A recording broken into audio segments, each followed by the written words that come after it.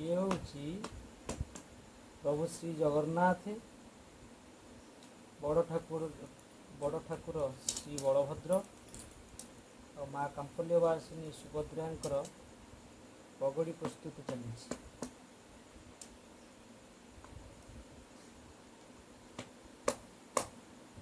पगड़ीटा कहार? पगड़ीटा जीव Bhubaneswar आईजीकेसी multi speciality hospital मंदिर पर पगड़ी 3टा तैयारी होछि। एटी 2टा तैयारी होगी थुआई